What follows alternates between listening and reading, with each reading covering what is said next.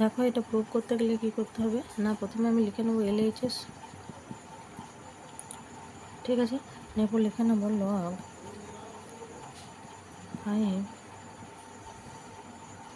√5 5 dot dot dot, ঠিক আছে, infinity.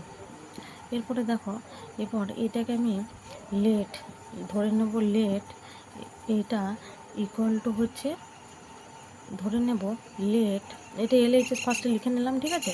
তারপর লিখে নেব লেট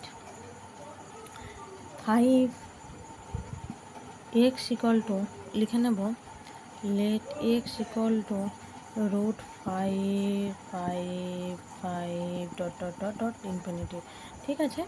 এরপরে দেখো তাহলে এক্সের স্কোয়ার ইকুয়াল টু কত হবে, এক্সের স্কোয়ার ইকুয়াল টু হবে, তাহলে এই রুটটা চলে যাবে, তাহলে এখানে হবে 5 রুট, এরপর 5 ডট ডট ডট ইনফিনিটি, ওকে।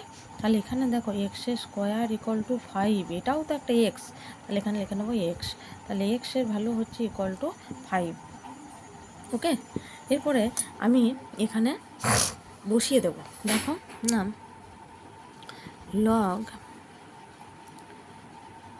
কত না, এখানে হচ্ছে 5, উপরে হচ্ছে এক্স, এটার ভ্যালু এক্স, তাহলে ইকুয়াল টু লগ 5, তাহলে উপরে 5, এক্সের ভ্যালু 5, তাহলে ইকুয়াল টু 1, ঠিক আছে, ইকুয়াল টু হচ্ছে RHS।